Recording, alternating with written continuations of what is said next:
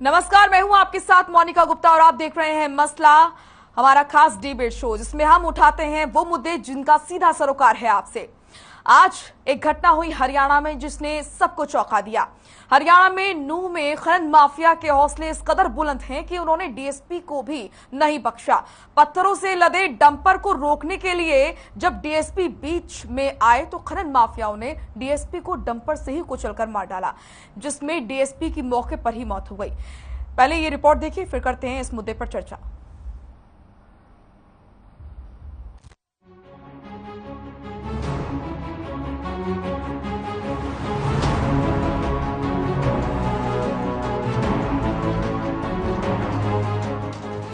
खनन माफिया के हौसले बुलंद, रास्ते में डीएसपी आया तो डंपर चढ़ाया। गब्बर की गर्जना भी खनन माफिया के आगे फेल। अरावली की पहाड़ियों में आदमखोर खनन माफिया। मंगलवार को नूंह जिले के तावड़ू में अरावली की पहाड़ियों में खनन माफिया का ऐसा रूप दिखा जिसने प्रदेश में शासन प्रशासन के हर हिस्से को हिला दिया। चाहे वो रोजमर्रा की जिंदगी की जरूरतों को पूरा करने में जुटा आम इंसान हो या प्रदेश में शासन और प्रशासन के शीर्ष पर बैठा कोई शख्स, वारदात ही कुछ ऐसी हुई थी। खनन माफिया ने हरियाणा पुलिस के डीएसपी को डंपर से कुचलकर मार डाला। जानिए क्या है मामला। पंचगांव की पहाड़ी में बड़े स्तर पर अवैध खनन की जानकारी पुलिस को मिली। मामले की जानकारी मिलने के बाद तावड़ू पुलिस मौके पर पहुंची। DSP Surendra Singh police team के साथ पहाड़ी पर रेड मारने पहुंचे। उन्होंने मौके पर खनन कर रहे माफिया को रोकने का प्रयास किया। खनन माफिया ने डीएसपी पर पत्थरों से भरा डंपर चढ़ा दिया। उस समय डीएसपी सुरेंद्र सिंह अपनी सरकारी गाड़ी के पास खड़े थे।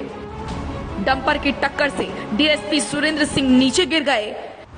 डंपर डीएसपी सुरेंद्र सिंह के ऊपर से निकल गया। वारदात मंगलवार दोपहर करीब 12:15 बजे के आसपास हुई। वारदात के बाद पूरे क्षेत्र में भारी पुलिस बल तैनात कर दिया गया और आरोपियों की तलाश में सर्च ऑपरेशन तेज कर दिया गया है। वारदात ही ऐसी है जिसने सरकार और उसके सिपहसालारों को भी हिलाकर रख दिया। घटना के बाद मुख्यमंत्री मनोहर लाल ने ट्वीट किया, डीएसपी तावड़ू नूंह सुरेंद्र सिंह जी की हत्या के मामले में कड़ी से कड़ी कार्रवाई करने के आदेश दे दिए गए हैं। एक भी दोषी को बख्शा नहीं जाएगा।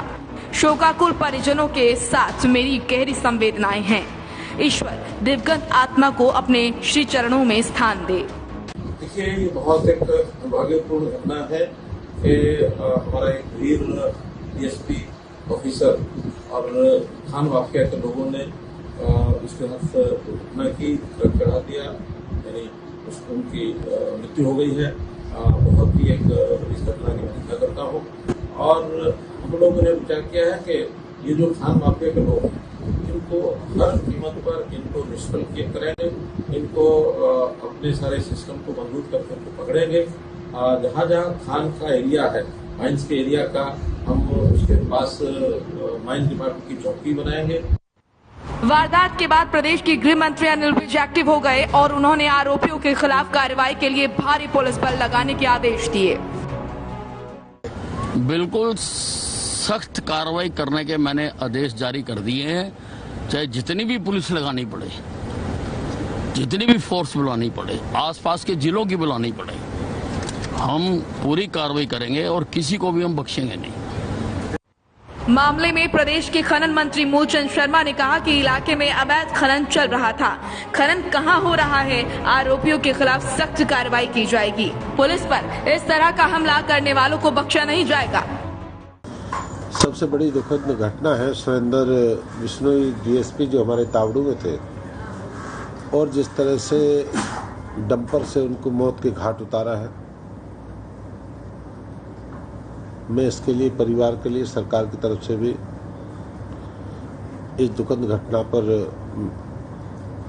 मैं शोक प्रकट करता हूं और इस तरह के जो भी माफिया हैं हमने इनके खिलाफ कार्रवाई करी है। सैकड़ों एफआईआर इनके खिलाफ दर्ज हुई है और इनके खिलाफ करोड़ों रुपयों के ऐसे जो चोर हैं, डंपर जेसीबी करते हैं, इनका एनजीटी के तहत मुकदमे भी हमने दर्ज करे हैं और हमने टीम लगा के, पुलिस की टीम लगा के रात को दिन में भी हमने कार्रवाई करी है। इन लोग माफिया नहीं, चोर उचक्के लोग हैं और चोर उचक्के लोग डंपर भर के चला, वहाँ से भर के बेच जाते हैं। ये लोग इस तरह के हैं। मामले ने प्रदेश की सियासी तापमान को भी बढ़ा दिया है। अभी पिछले दिनों विधायकों को धमकी मिलने का मामला अभी शांत भी नहीं हुआ कि खनन माफिया ने डीएसपी की जान ले ली, जिसको लेकर प्रदेश के पूर्व मुख्यमंत्री और नेता प्रतिपक्ष भूपेंद्र सिंह हुड्डा और कांग्रेस के राज्यसभा सांसद रणदीप सिंह सुरजेवाला ने सरकार के खिलाफ मोर्चा खोल दिया। आज जो नूह में जो हुआ है वो बड़ा शर्मनाक हुआ है। एक पुलिस के डीएसपी की हत्या कर दी गई है माइनिंग माफिया द्वारा, और ये माइनिंग माफिया बेकाबू होता जा रहा है। वैसे तो हरियाणा में सारा कानून व्यवस्था बिल्कुल चरमरा गई है। रोज इतने कत्ल, भाई विधायकों को धमकी, तो आज ना तो विधायक सुरक्षित हैं, ना पुलिस अपने आप को सुरक्षित महसूस करती है।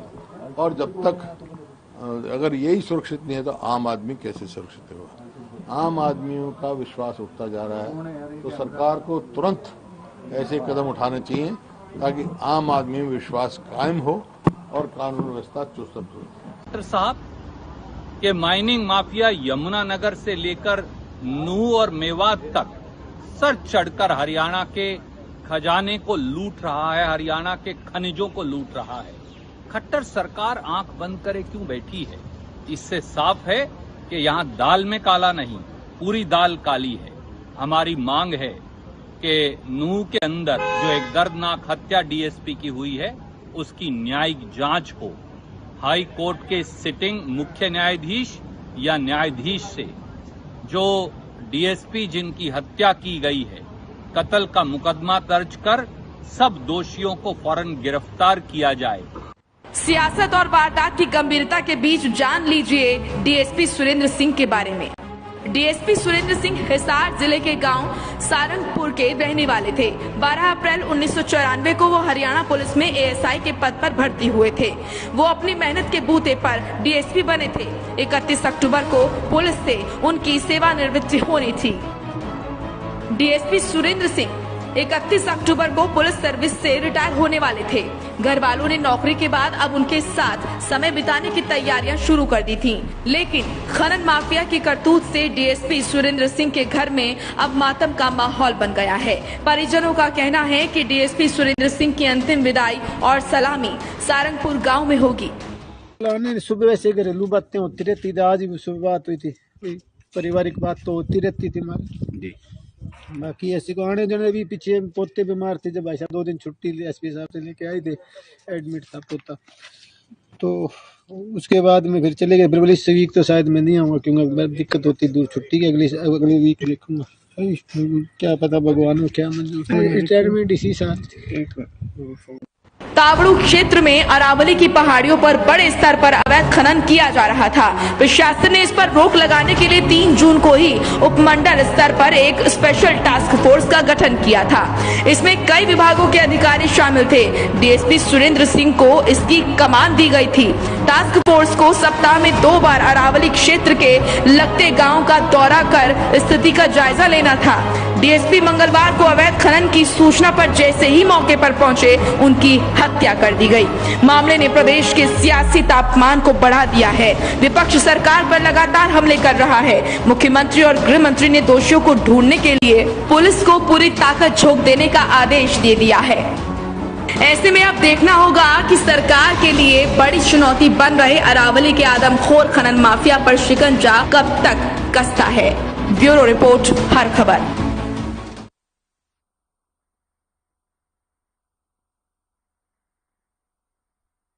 पर खनन हो रहा था, जिसको देखने के लिए जहां पर छापेमारी के लिए गए थे सुरेंद्र सिंह, और वहां पर खनन माफियाओं ने उन्हीं पर डंपर चढ़ा दिया और जिससे उनकी मौके पर ही मौत हो गई। ये मामला आपको बता रहे हैं ग्राफिक्स के जरिए। खनन माफिया ने डीएसपी पर पत्थरों से भरा डंपर चढ़ा दिया और उस समय डीएसपी सुरेंद्र सिंह अपनी सरकारी गाड़ी के पास खड़े थे जब यह हादसा हुआ। आपको बता दें कि डंपर की टक्कर से डीएसपी सुरेंद्र सिंह टक्कर लगते ही नीचे गिरे और डंपर डीएसपी सुरेंद्र सिंह के ऊपर से निकल गया, जिससे डीएसपी सुरेंद्र सिंह की मौके पर ही मौत हो गई। तो ये दुखद घटना और बहुत ही गंभीर विषय। वहीं दूसरी तरफ विपक्ष लगातार शासन प्रशासन को घेर रहा है कानून व्यवस्था को लेकर। तो कौन है डीएसपी सुरेंद्र सिंह, ये आपको बता रहे हैं। 31 अक्टूबर को पुलिस ने उनकी सेवानिवृत्ति होनी थी पुलिस से उनकी, और आपको बता दें कि लेकिन उससे पहले ही ये दुखद घटना हुई।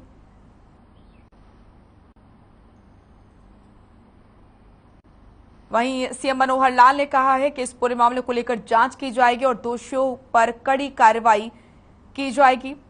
गृह मंत्री, प्रदेश के गृह मंत्री अनिल विज ने भी इसको लेकर सख्त निर्देश दिए हैं। वहीं इस मामले में आपको बता दें कि लगातार गिरफ्तारियां हो रही हैं और खुद सीएम मनोहर लाल इस पूरे मामले को लेकर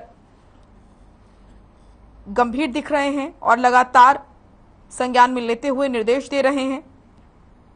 तो वहीं विपक्षी दल लगातार शासन प्रशासन को इस मुद्दे पर घेर रहा है। कानून व्यवस्था बिगड़ रही है, ये कहना है विपक्ष का।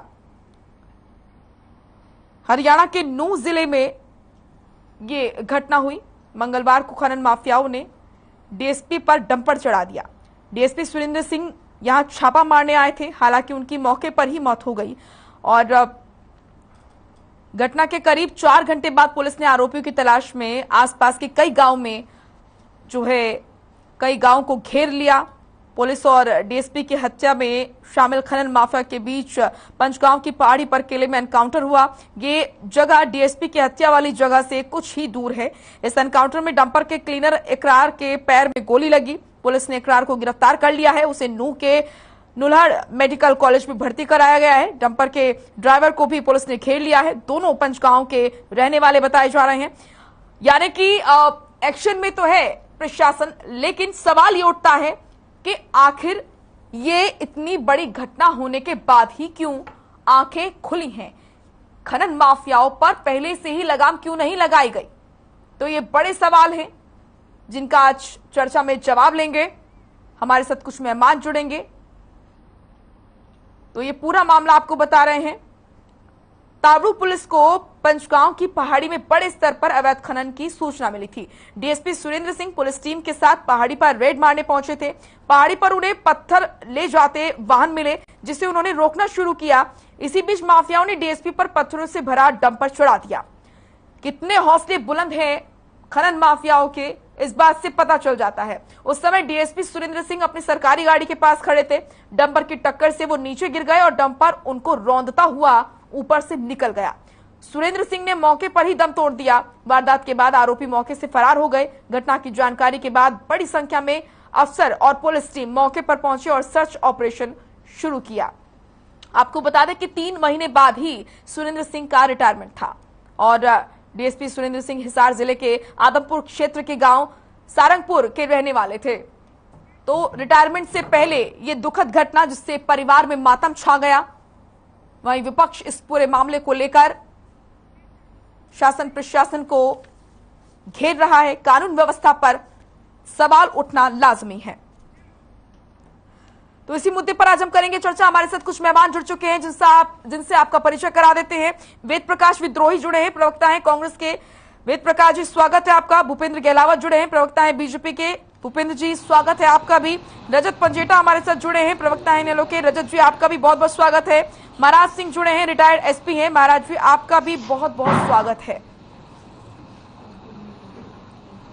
भूपेंद्र जी, क्योंकि आप सत्ता में हैं, इसलिए आज सबसे पहले सवाल आपसे पूछना लाजमी है। देखिए, विषय बहुत गंभीर है, बहुत ही दुखद ये घटना हुई है, इसलिए मैं उम्मीद करती हूं कि इस मुद्दे पर राजनीति नहीं होगी, साफ सुथरी चर्चा होगी। भूपेंद्र जी, क्या यही होना बाकी रह गया था? नहीं, मेरा सवाल सुन लीजिए भूपेंद्र जी, क्या यही बाकी रह गया था? क्या कानून के रखवालों पर अब डंपर चढ़ाया जा रहा है, उनको रौंदा जा रहा है? देखिए, ये मेरी आवाज मुझे सुन रही है, इसको ठीक कराओ जरा। ठीक है, आपका वॉल्यूम मैं ठीक कराती हूँ। देखिए, आज की जो ये घटना है, हाँ, ये बहुत ही निंदनीय और दुखद घटना है। नहीं, ये आवाज ऐसे ही आ रही है, आवाज ऐसे आ रही है। ठीक है, मैं आपका वॉल्यूम ठीक कराती हूँ, आपके पास आऊंगी। उससे पहले मैं महाराज सिंह जी आपके पास में आऊंगी। आप रिटायर्ड एसपी हैं, ये जो पूरी घटना हुई है किसी राजनीतिक पार्टी की प्रतिक्रिया है, सब उससे पहले आप बताइए किस तरीके से देखते हैं आप इस पूरी घटना को? बहुत दुखद है जी, और चिंता का विषय है जी। मेरी आपके चैनल के माध्यम से जी, दिवंगत आत्मा को श्रद्धांजलि और परिवार के साथ सहानुभूति। ये बहुत बहुत मतलब जितनी इसकी भर्त्सना की जाए उतनी थोड़ी है। अगर आप हरियाणा की बात करो तो यहाँ पे आपके चैनल पे भी, कई और चैनल पे भी बात हुई है। राजनीतिक लोग किसी तरह से बात करें, लेकिन मैं एक और तरह से बात करता हूँ आपको। मूसेवाला केस में आप देखिए, जितने गिरोह में ज्यादा से ज्यादा पकड़े गए वो हरियाणा से पकड़े गए। अच्छा, अभी एक चैनल पे एक दिन बात हो रही थी, जो नशे की तस्करी हो रही है वो यमुनानगर जो यूपी में लगता है उसके साथ से लेकर पंजाब तक सारे बॉर्डर से तस्करी होकर नशीला पदार्थ हरियाणा में उसकी खपत हो रही है। हाँ। हथियारों की जो कई जगह से हथियार पकड़े गए हैं, फैक्ट्रियां पकड़ी गई है, और जो विदेश से हथियार ड्रोन से पंजाब में आए थे वो भी बाई चांस हरियाणा में पकड़े गए। अच्छा, अब जो जहां तक क्रिमिनल्स की संबंध है, क्रिमिनल्स वो हरियाणा में एक तरह से आश्रय स्थल के हैं, या ऐसे जो यहाँ पे जो यूथ है जिसको नौकरी नहीं मिल रही है, जो फ्रस्ट्रेशन से वो तैयार हो रहे हैं, ये बहुत दुखद है। हरियाणा के लिए नहीं, पूरी हिंदुस्तान के लिए दुखद है, यूथ की। अभी आप अनएम्प्लॉयमेंट की बात करिए सर, हरियाणा में 30.6%। देखिए मेरी बात सुन लीजिए आप पहले। जब अनएम्प्लॉयमेंट दिखाई दे यूथ को, तो जितने भी इलीगल जरिया है उनसे अपना जो वो चलाना चाहते हैं रोजी रोटी, और उसके लिए किसी भी हद तक जा सकते हैं। जो जहां तक खनन माफिया की बात है, पुलिस के साथ मुठभेड़ बहुत बार हुई है। आपके चैनल पे भी एक दो बार ऐसी बातें आई, दूसरे चैनल पे भी आई है, और ये तो हद ही हो गई है। तो ये मतलब हम इसे सिर्फ एक इस बात पे कि खनन माफिया ये कर रहा है या कोई क्या कर रहा है, आप इसे ये सोच के देखिए कि आज का यूथ कितना फ्रस्ट्रेटेड है, और फ्रस्ट्रेशन का कारण जो है, तो ये अनएम्प्लॉयमेंट है, तो रोजी रोटी खत्म हो रही है, तो सबसे बड़ा कारण है। और ये फ्रस्ट्रेशन कहाँ तक पहुंचेगी कुछ पता नहीं है। सरकार को इस बारे में सोचना होगा। ठीक है, ये बहुत बहुत दुर्भाग्यपूर्ण है। बिल्कुल। भूपेंद्र जी, क्या आपको अब आवाज आ रही है? हाँ, आ रही है। ठीक है भूपेंद्र जी, मेरा सवाल आपने सुना था? हाँ, मैंने सुन लिया। हाँ, लगातार इस तरह की चीजें सामने आ रही है। पहले जनप्रतिनिधियों को धमकी, जो कि विपक्ष लगातार इस पर आरोप लगा रहा है कानून व्यवस्था को लेकर, और अब कानून के रखवाले उनको रौंदा जा रहा है डंपर से। क्या कहेंगे, जवाब दीजिए सर। मोनिका जी, आज जो ये फिर से आवाज आने लगी मेरी वापस, ठीक है, ये जो आज, हाँ, मेरी आवाज मुझे ही सुन रही है। ठीक है, मैं आपका वॉल्यूम ठीक कराती हूँ। ठीक है भूपेंद्र जी, आपके पास आऊंगी, पहले आपका वॉल्यूम ठीक करा देते हैं। वेद प्रकाश जी। रजत जी, फिर उसके बाद मैं आपके पास भी आती हूँ। वेद प्रकाश जी, आपकी प्रतिक्रिया इस पूरे मामले को लेकर? देखिए, सबसे पहले मैं शहीद सुरेंद्र सिंह जी को नमन करते हुए जी उनके परिवार के प्रति गहरी शोक संवेदना पड़ता। हरियाणा के इतिहास में पहली बार हुआ है कि खनन माफिया ने एक प्रथम श्रेणी के अधिकारी डीएसपी को कुचलकर मारा है। इस घटना ने मुरैना की घटना याद करवा दी, वहां भी भाजपा शासन शिवराज जी के राज में एक IAS ऑफिसर यंग जो SDM थे, उनकी भी खनन माफिया ने इसी तरह डंपर से कुचलकर हत्या की थी। जब हरियाणा के अंदर ना तो विधायक सुरक्षित हैं और ना पुलिस अधिकारी सुरक्षित हैं, फिर आप सहज अनुमान लगा लें आमजन कहां से सुरक्षित होगा। ये स्पष्ट बता रहा है कि हरियाणा में कानून व्यवस्था ध्वस्त होती जा रही है और अपराधी और अराजक तत्व बेखौफ होते जा रहे हैं। कटु सत्य यह है कि हरियाणा में अवैध खनन पहले भी होता था। मैं ये नहीं कह रहा कि अवैध खनन अभी से हो रहा है, परंतु कभी भी हरियाणा के अंदर अवैध खनन माफिया ने इस तरह का बेखौफ नहीं हुआ जितना भाजपा खट्टर साहब के राज में हुआ है। कोई ये पहली घटना नहीं है। यमुनानगर में एक तहसीलदार के ऊपर हमला हुआ, गोलियां चली, रेत खनन माफिया जो बजरी का है यमुना नदी का, वो बड़ी मुश्किल से बचे। और यमुनानगर में कम से कम 1 दर्जन बार खनन माफिया गोली चला चुका है। महेंद्रगढ़ के अंदर खनन माफिया के लड़ाई में एक व्यक्ति की मौत हुई। भिवानी के अंदर खनन माफिया डाडम में जब चाहे जब हमले करता है। और आपको आश्चर्य होगा 3-4 महीने पहले ही नूह जिले के जो ASP थे वो भी खनन माफिया के सामने अपनी जान बचाकर भागे थे। ये सारा बड़ा सुनियोजित ढंग से हो रहा है। और जितना भारी खनन माफिया हरियाणा में विगत 8 सालों से सक्रिय है, इतनी भारी लूट कभी नहीं हुई है। सबसे पहले डाडम माइन का मामला सामने आया जिसमें 5,000 करोड़ रुपए की लूट हुई। पर उस लूट को इसलिए दबा दिया गया कि उस समय डाडम माइन की जो खनन का जो पट्टा था, अधिकार था, वो भाजपा सरकार के एक मंत्री के पास था। ये मानते हुए कि डाडम माइंस में 5,000 का घोटाला है, आज तक उसकी जांच नहीं। ठीक है।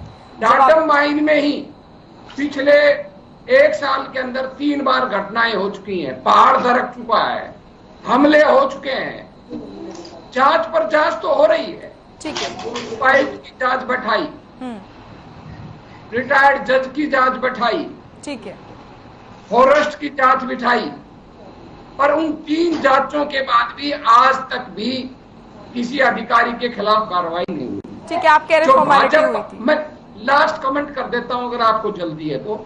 नहीं सर, अपनी बात पूरी कीजिए, मुझे जल्दी नहीं है, अपनी बात पूरी कीजिए। अच्छा, माफ कीजिएगा, मैं समझा आप दूसरे साथी के साथ जाना चाहती हूँ। जी बोलिए। भाजपा के जो अध्यक्ष हैं श्री ओम प्रकाश धनखड़ जी इस समय, वो पिछली खट्टर सरकार में पंचायत और कृषि मंत्री होते थे। उन्होंने पत्र लिखा मुख्यमंत्री को कि मेरे को बेसिकली दात्री के हैं, वहां रहते हैं, है वो बादली हल्के के पैतृक गांव उनका वहां है, कि मेरे जिले के अंदर ट्रक ओवरलोडिंग मनमानी कर रहे हैं, भारी लूट हो रही है, पत्थरों के बजरियों के जो खनन अवैध होता है उसी का ट्रक ओवरलोड था, उसकी जांच करवानी चाहिए। मुख्यमंत्री ने माना कि ट्रक ओवरलोडिंग हो रही है। जांच के नाम पर 5 जिलों के DCs को चिन्हित किया गया कि भाई ये जिम्मेदार हैं, RTA चिन्हित किए गए, पर 5 साल हो गया उस बात को। ठीक है।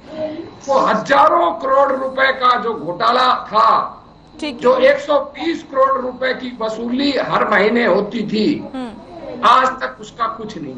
ठीक है। उसके चलते जो खनन माफिया है वो बेखौफ होता गया। ठीक है। और अब मैं ही लेकर गया था स्वामी अग्निवेश के साथ 1982 में। तो इस खनन के मामले को जितना मैं जानता हूं हरियाणा के अंदर, शायद ही बहुत कम लोग जानते हैं। ठीक है, मैं जवाब ले लेती हूं। तो ये साथ पहुंच रही है। ठीक है, आप आवाज रिपीट तो नहीं हो रही? हो रही है, रिपीट हो रही है। ठीक है, चलिए आप भूपेंद्र जी का वॉल्यूम ठीक कर आइए, उनसे प्रतिक्रिया लेनी है। भूपेंद्र जी, आप थोड़ा धैर्य आपको रखना पड़ेगा क्योंकि आपका वॉल्यूम ठीक नहीं है, आप बोल नहीं पा रहे हैं। रजत जी, जी रजत जी, मेरे ख्याल से ठीक हुआ।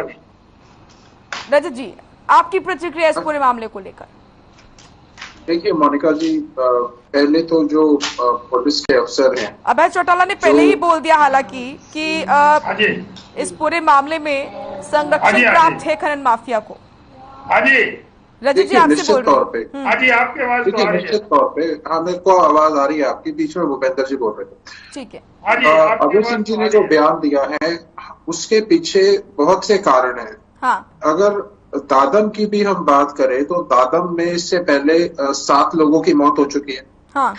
ये कोई इल्जाम नहीं है, ये सीएजी की रिपोर्ट है, जो सरकार की खुद की रिपोर्ट है कि 5,000 करोड़ सालाना का चूना हरियाणा सरकार को लगता है, हरियाणा सरकार के राजस्व को लगता है। और 5,000 करोड़ तो अगर सरकारी रिपोर्ट है, अगर आप अलग से जो राजनीतिक गलियारों में चर्चा है वो लगभग 1 लाख करोड़ सालाना के आसपास का जो है अवैध खनन हो रहा है आज के दिन हरियाणा के अंदर। और उसमें बहुत से मंत्रियों के आजकल में धीरे धीरे जो नाम है, कई मंत्रियों के नाम भी आते रहते हैं कि उनका संरक्षण प्राप्त है और बिना मुख्यमंत्री की जानकारी के इतना बड़ा खनन माफिया नहीं हो सकता। अगर आप दादम की बात करें तो जो 25 टन बेरिंग कैपेसिटी वाले ट्रक होते हैं वो 18,000 से अधिक, मैं 100, 200, 1,800 की बात नहीं कर रहा, आप हैरान हो जाएंगे आंकड़ा सुन के। 18,000 से अधिक ट्रक जो है केवल दादम में लगे हैं। यहाँ पंचकुला से शुरू हो जाइए, यमुनानगर, उसके बाद फरीदाबाद में अगर विद्रोही जी जिक्र कर रहे थे, वहाँ अरावली है, अरावली माइनिंग है। माइनिंग पूरे हरियाणा में जगह जगह पर, कोने कोने पर हो रही है और वो अवैध माइनिंग हो रही है। सुप्रीम कोर्ट ने कई जगह डील दी है, कई जगह बिल्कुल बंद है, उसके बावजूद पूरे हरियाणा के अंदर जो है अवैध माइनिंग हो रही है। अब ये देखिए, हमारी जो रक्षा करते हैं, पहले तो मेरे को उनके परिवार के प्रति जो है दुख भी है, संवेदना भी है और निश्चित तौर पे उनके परिवार को एक उचित मुआवजा 5 करोड़ तक का जो सरकार अगर जो भी निर्धारित करती है और अगर सरकारी नौकरी मिलती है तो बहुत अच्छी बात होगी, क्योंकि वो he died in the line of duty, क्योंकि वो ड्यूटी कर रहे थे, वहां रेड करने गए थे, उसमें वहां एनकाउंटर भी हुआ, उसके फलस्वरूप उनकी जान गई है। ठीक है। और जो कि in the line of duty है, तो सुरेंद्र सिंह जी के परिवार को पहले तो एक उचित मुआवजा मिलना चाहिए। वैसे तो कुछ कंपनसेट नहीं कर सकता लाइफ का, लेकिन हाँ, हालांकि सहायता राशि की घोषणा की गई है सीएम की तरफ से। हाँ जी, लेकिन आप ये देखिए कि जो हमारी रक्षा करते हैं, आलम इतना ज्यादा, जैसे महाराज सिंह जी की बात पे मैं आऊं, उन्होंने जिक्र किया कि यूथ के हौसले बुलंद हैं, वो किसी भी हद तक जा सकते हैं। और कारण उन्होंने बताया बेरोजगारी, जिसके अंदर हरियाणा लगातार कई सालों से, हरियाणा जो CMI के आंकड़े आते हैं उसमें नंबर 1 पे है पूरे देश में। अगर आप बात करें, इन्होंने नशे का जिक्र इन्होंने किया, उसकी तस्करी हो रही है, स्मगलिंग हो रही है, हथियारों की तस्करी हो रही है। उसके बाद में महाराज सिंह जी की बात से कहीं ना कहीं सहमत हूँ, हम भी ये मुद्दा बहुत बार उठा चुके हैं। दादम के लिए हमने CBI की इंक्वायरी की मांग करी थी कि CBI से इंक्वायरी हो। हमने ये तक मांग की थी कि हाई कोर्ट के सिटिंग जज की निगरानी में, मॉनिटर्ड बाय सिटिंग जज ऑफ हाई कोर्ट, एक इंक्वायरी गठित की जाए CBI की। उसके अलावा इसकी भी इंक्वायरी करनी चाहिए और ये जड़ तक जाना चाहिए। ये नहीं कि आपने कोई ट्रक डंपर का कोई 4-5 लोग पकड़ लिया और उनके खिलाफ कार्रवाई कर दी। ये हाथ ऊपर तक किसका संरक्षण है, किसके इशारे पर। ये एक किस्सा होने के बाद दादम का भी ऐसे हुआ था, ठीक है, मौत हुई 4, उसके बाद दोबारा मौत हुई, लेकिन वहां पे उसके खिलाफ भी कोई इंक्वायरी नहीं है। जो कंपनी है उसके खिलाफ कोई अभी तक वहां पे कोई स्ट्रिक्ट उनके एक्शन नहीं लिया गया है। और जहां तक इसकी बात है, तो ये तो देखिए अभी जनप्रतिनिधि हैं, उनको धमकी आ रही है। अगर पुलिस ऑफिसर जो कि जिनके हाथ में सारी कानून व्यवस्था को सुचारू रूप से चलाने की जिम्मेवारी है, अगर इनको ही ऐसे टारगेट कर दिया जाएगा तो यानी क्या हरियाणा में जंगल राज है? फिर तो अराजकता का माहौल वैसे ही पैदा हो गया। और ये तो सिचुएशन आगे महाराज जी ने कहा कि कहाँ जाके रुकेगा, कहाँ जाके थमेगा, इसका कुछ नहीं पता कि किस हद तक जा सकते हैं। फिर अगर खौफ ही खत्म हो गया कानून का, खौफ ही खत्म हो गया अगर पुलिस का, फिर तो हमारी जो सोशल सिक्योरिटी का इशू पैदा हो जाएगा फिर। ठीक है। मैं जवाब ले लेती हूँ। भूपेंद्र जी, क्या वॉल्यूम ठीक हुआ? क्या अब आपकी आवाज रिपीट हो रही है? नहीं, अब ठीक है। ठीक है। आपने बहुत धैर्य के साथ दोनों को सुना। आपने वेद प्रकाश जी को भी सुना, रजत जी को भी सुना, महाराज जी को भी आपने सुना। अब आप जवाब दीजिए। गंभीर आरोप कि खनन माफियाओं को, सीधा ये आरोप है विपक्ष का कि खनन माफियाओं को शासन प्रशासन का संरक्षण मिला हुआ है, इसीलिए उनके हौसले इतने ज्यादा बुलंद हैं। डाडा हादसे से भी सबक नहीं लिया है सरकार ने, ये आरोप।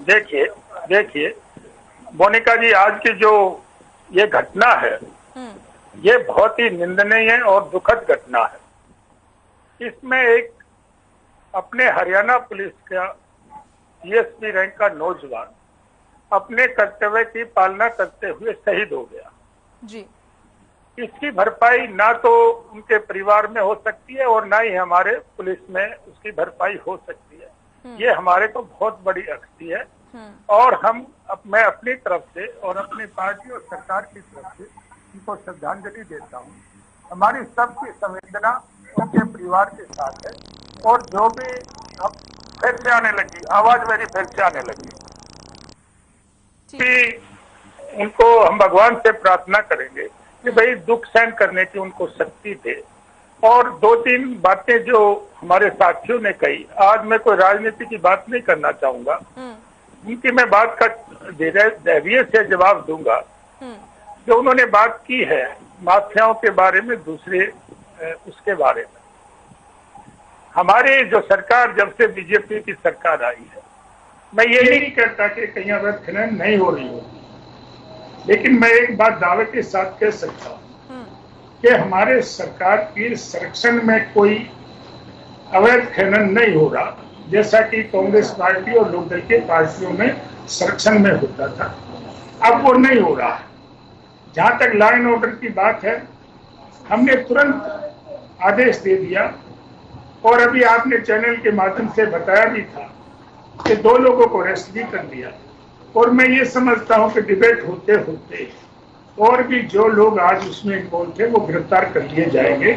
सारी ताकत हमारी सरकार ने वहां लगा दी है और जब वो पकड़े जाएंगे तो उनसे इन्वेस्टिगेशन होगी कि कौन कौन लोग उनके पीछे हैं, कौन कौन लोग उनको संरक्षण दे रहे हैं।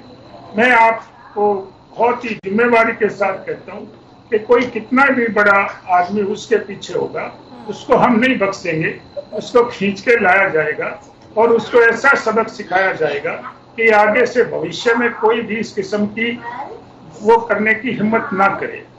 और जो मैं ये कहता हूँ कि जो हमारे नेलो के प्रवक्ता ने बात की थी, देखिए जान की तो कोई कीमत नहीं होती।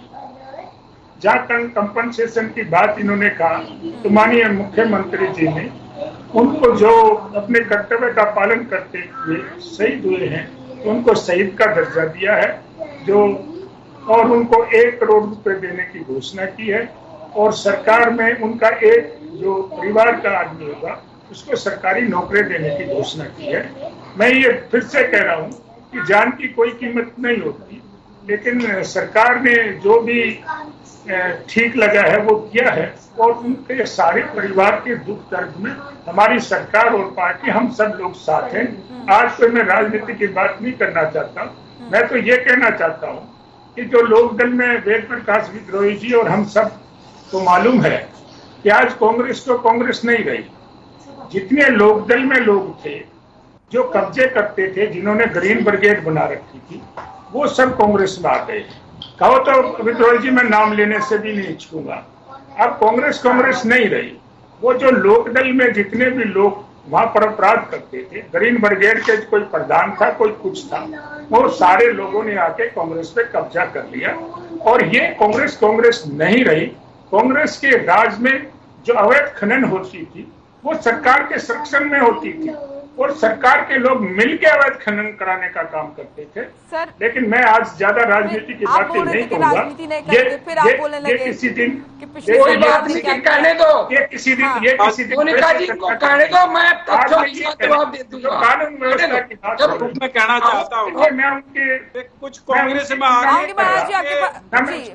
जी आपके पास सरकार चला रहे हैं।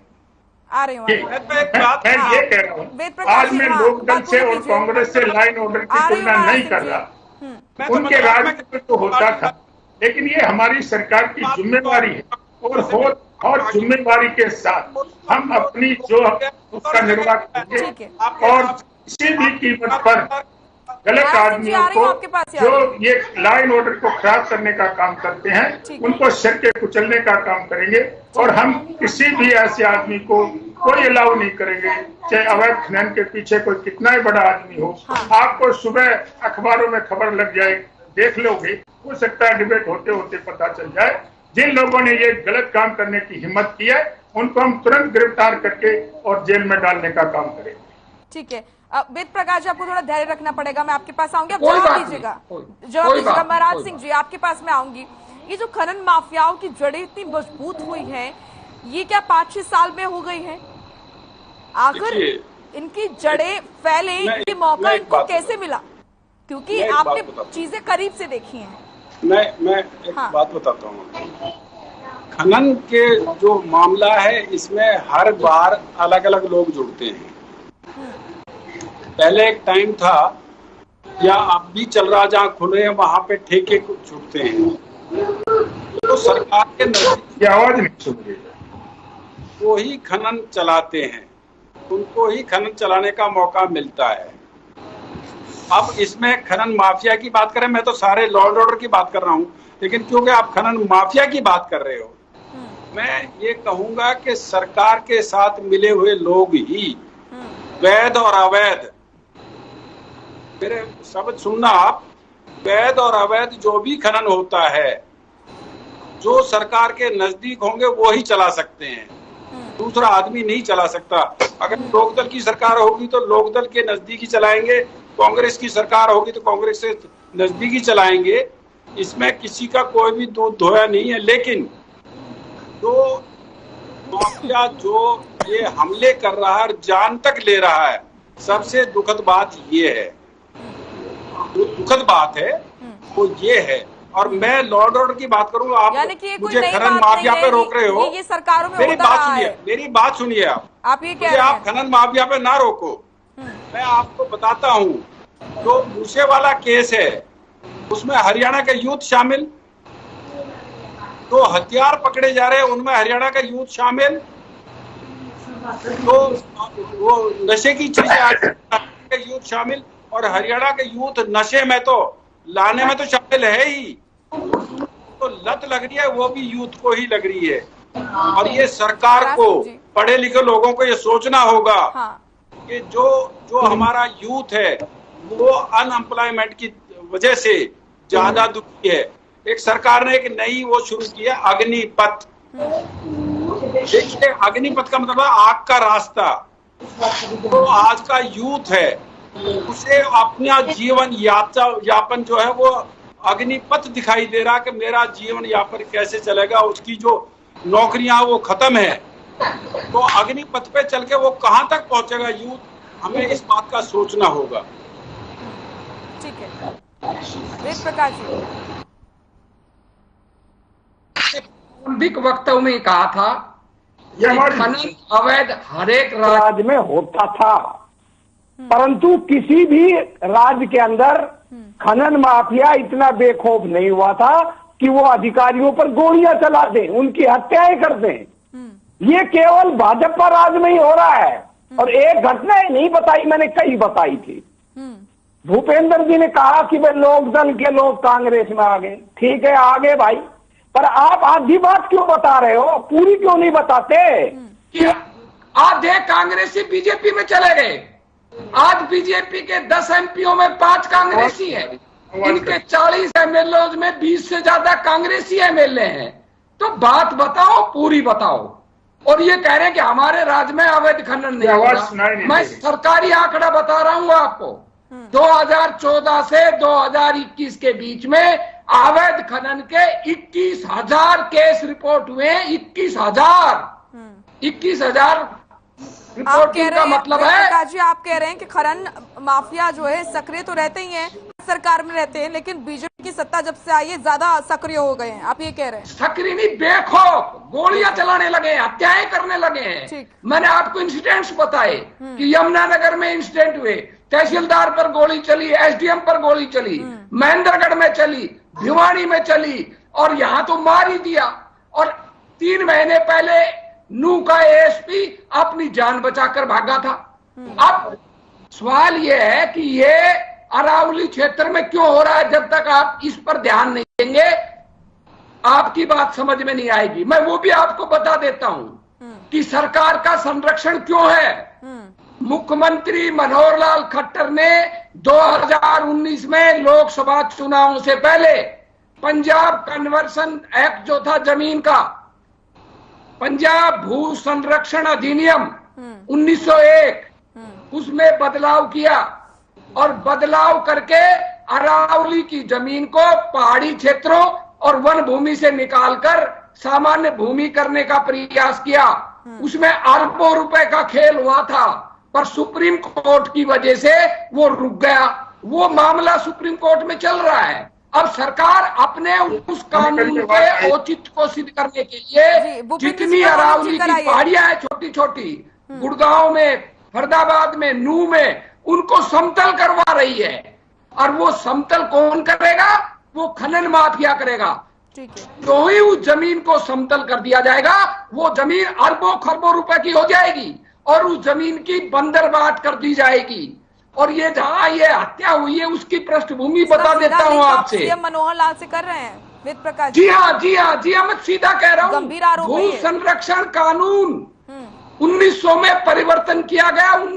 2019 लोकसभा चुनाव के 2 महीने पहले, जिसमें अरबों रुपए का खेल हुआ था, अरबों, पर सुप्रीम कोर्ट के वजह से वो रुका हुआ है। और सुप्रीम कोर्ट में उसमें बार बार सुनवाई के लिए अपील हो रही है कि हम अरावली की जमीन को, जो वन की नहीं है, जो समतल जमीन है, उसको निकालना चाहते हैं। अब समतल जमीन तो तभी निकालेंगे ना जब जमीन को समतल किया जाए। और समतल जमीन जब होगी जब उस क्षेत्र की जो पहाड़ियां हैं छोटी छोटी, उनका खनन करके उनको बिल्कुल जमीन से मिला दिया जाएगा। ये खेल चल रहा है। भूपेंद्र जी, और ये जो जगह है जहां ये हत्या हुई है, जो national highway Delhi Jaipur road, उससे केवल 5 किलोमीटर दूर, मानेसर से निकलते ही 5 किलोमीटर दूर ये जगह है। और जो हमारा एनएसजी का क्षेत्र है मानेसर के अंदर, उससे सटी हुई जगह है। बहुत कीमती जमीन है ये।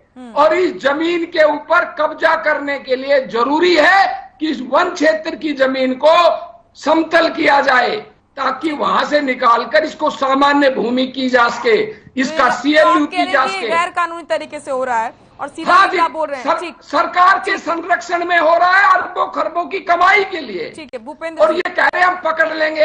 हाँ, आपने ड्राइवर को पकड़ लिया। अरे कौन सी रॉकेट साइंस है इसके अंदर? सबको पता है, सारी पुलिस को पता है ये डंपर किसका है, डंपर का मालिक, ये डंपर किस क्रेशर को ये सप्लाई करता है ये मालूम। वही के डंपर हैं, वही के क्रेशर हैं। अपराधी जो छोटे अपराधी हैं, ड्राइवर, क्लीनर, खनन करने वाले मजदूर, और जो छोटा ठेकेदार, जो जिसे आप लेबर कॉन्ट्रैक्टर बोलते हैं, उनको पकड़ने में कितनी देर लगेगी? आप पकड़ लेंगे। और आप सारे एक तो पकड़ लिया क्लीनर, तो आप सारा दोष उन पर मन देंगे। और जो असली लोग हैं, जो ये खनन करवा रहे हैं, जिनके संरक्षण में हो रहा है, और जो मोटा माल खा रहे हैं, उनको कोई नहीं छुएगा, क्योंकि वो करवा ही रहे हैं। और ये बिना सत्ता संभव ही नहीं है। और ये सारा खेल अरावली क्षेत्र की बात कर रहा हूं मैं। अरावली क्षेत्र में अरबों रुपए का खेल, अरबों रुपए की संपत्ति बनाने के लिए किया जा रहा है। और उसके लिए भू संरक्षण कानून 1901 में परिवर्तन कर दिया गया है। अब केवल सुप्रीम कोर्ट जिस दिन इनको उसमें जमीन निकालने की अनुमति दे देगा, अरबों खरबों रुपए का खेल हो जाएगा। पहले ही बंदरबाट हो चुकी है। ठीक है, ठीक है वेद प्रकाश जी, सुन लिया। भूपेंद्र जी, क्या आपको आवाज आ रही है? आपकी तो आ रही है, लेकिन विद्रोही जी की नहीं सुनी मैंने। विद्रोही जी की आवाज आपको नहीं आ रही है? नहीं आ रही। ठीक है, विद्रोही ना सुनोगे तो अच्छा है, सीधा ना सुनोगे तो अच्छा है जी। विद्रोही जी का सीधा आरोप है कि जो अरावली की पहाड़ियों पर खनन हो रहा है, इसका सीधा लिंक उन्होंने सीएम मनोहर लाल से कर दिया है और साफ उनका आरोप है कि सरकार के संरक्षण में हो रहा है जो हो रहा है। छोटी मछलियों को तो आप पकड़ लेंगे, उनको पकड़ने में देरी नहीं लगेगी, लेकिन जो मगरमच्छ हैं इस पूरे मामले में, उनको कब तक पकड़ा जाएगा?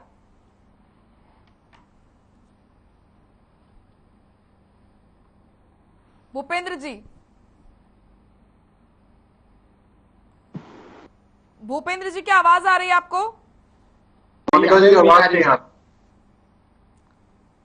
भूपेंद्र जी को आवाज नहीं आ रही है, रजत जी को भी नहीं आवाज आ रही है। रजत जी आप तक आवाज पहुंच रही है क्या? मुझे आ रही है मैम। ठीक है, ठीक है। भूपेंद्र जी का वॉल्यूम ठीक कराइए। आज उनकी आवाज आई है बहुत जरूरी है और उनको हमारी आवाज जाइए बहुत जरूरी है।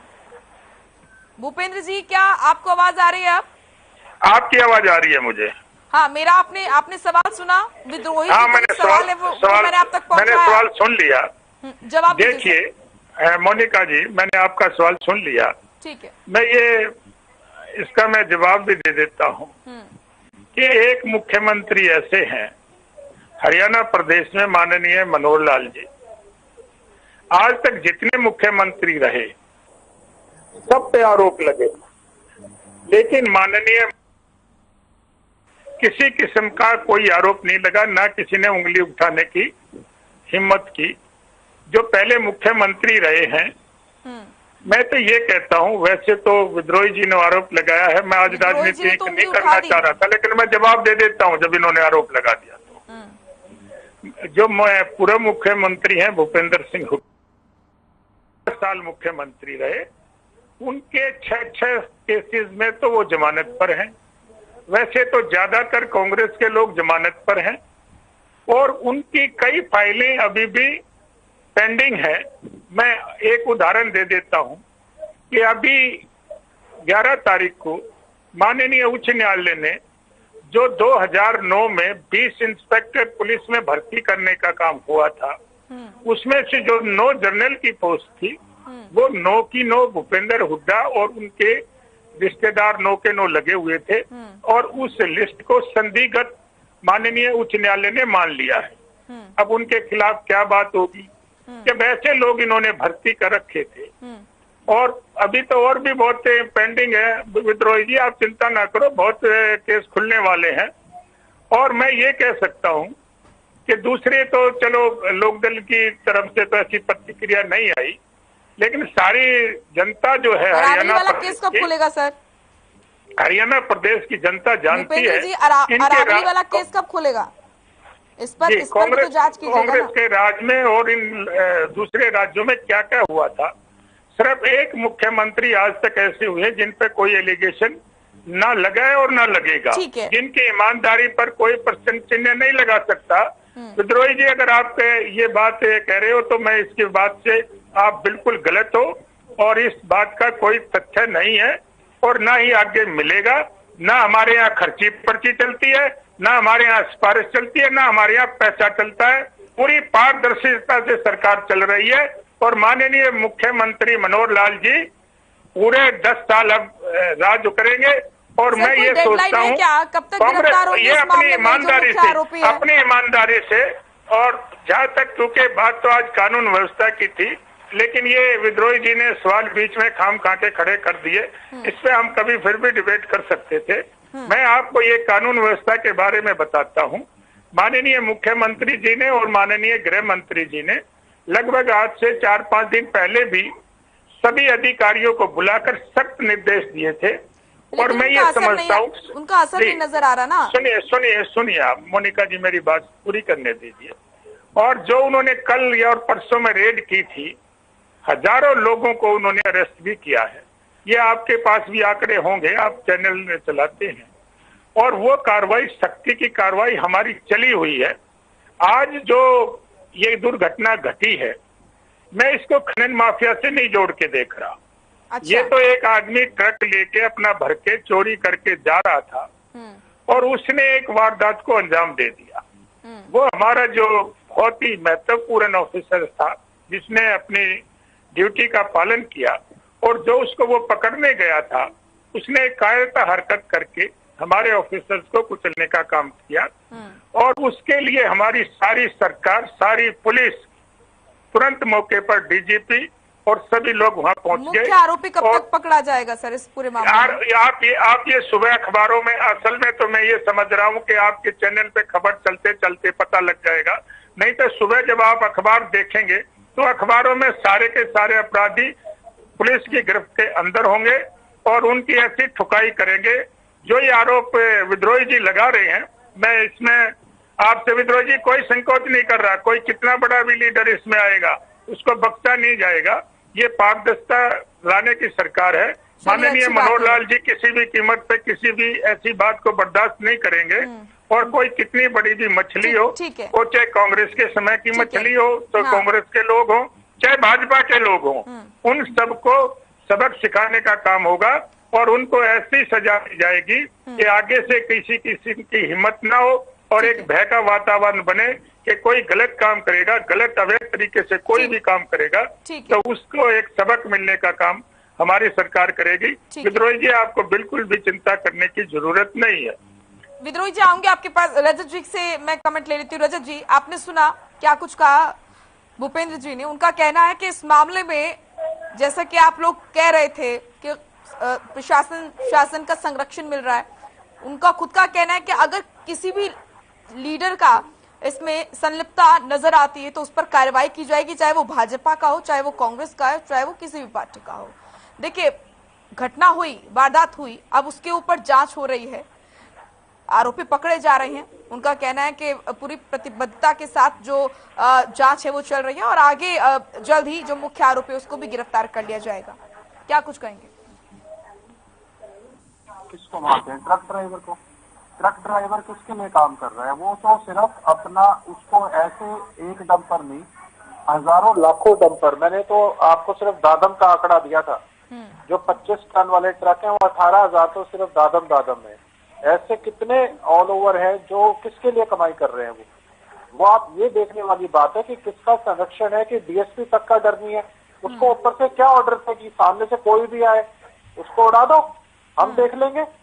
ये कोई ताकतवर आदमी ऐसा कर सकता है? कोई आप सोचते हो कोई गांव का एक कमजोर सा आदमी इतनी हिम्मत कर लेगा कि ये डीएसपी के ऊपर चढ़ा देगा और अखबारों में ये आएगा कि हमने ट्रक ड्राइवर पकड़ लिया और उसके ऊपर केस चलेगा सारा कुछ? ऐसे नहीं होता है। और जहां तक विद्रोही जी की बात है, बिल्कुल उन्होंने ठीक आंकड़ा दिया, 21,000 का उन्होंने आंकड़ा दिया। असली फिगर है 21,450, जो कि पिछले 4 जनवरी की फिगर है। जनवरी के बाद तक का तो अभी आंकड़ा भी नहीं आया जो माइनिंग के केसेस है। और जहां तक बात आ रही थी अभी कि भाई साफ छवि, अब कांग्रेस के मनमोहन सिंह जी थे, उनकी साफ छवि थी, और क्या पूरी कांग्रेस में भ्रष्टाचार ही नहीं हुआ? बहुत मामले हैं भ्रष्टाचार के। ऐसे ही अगर हरियाणा में 9-10 तो बड़े घोटाले हो गए। शराब खरकोटा में गोदाम के गोदाम, एक पता नहीं करोड़ों बोतल शराब गायब हो गई कोरोना काल में। देखिए, ये तो दुर्भाग्य है प्रदेश का। घोटाले तो हर सरकार में हुए हैं। अगर किसी के नाक के हर सरकार में घोटाले जनता ने देखे हैं, ये तो दुर्भाग्य है। खैर, माफी चाहूंगी क्योंकि समय का अभाव है, आप सभी को यहीं पर रोकना चाहूंगी मैं। रजत जी, बहुत बहुत शुक्रिया। वेद प्रकाश जी आपके पास नहीं आ पाई, बहुत बहुत शुक्रिया आपका। भूपेंद्र जी आपका भी, महाराज सिंह जी आपका बहुत बहुत शुक्रिया चर्चा में शामिल होने के लिए, प्रतिक्रिया देने के लिए। तो इस पूरे मामले में जो सबसे ज्यादा जरूरी बात है वो ये है कि इस पूरे मामले में सख्त से सख्त कार्रवाई होनी चाहिए, जांच होनी चाहिए। जो भी इस पूरे मामले में संलिप्त हैं उन पर कार्रवाई करके ये सख्त मैसेज देना चाहिए कि इस तरह की जो वारदातें हैं वो बर्दाश्त नहीं की जाएगी। चलिए, फिलहाल मसला में इतना ही। आप देखते रहिए हर खबर। नमस्कार।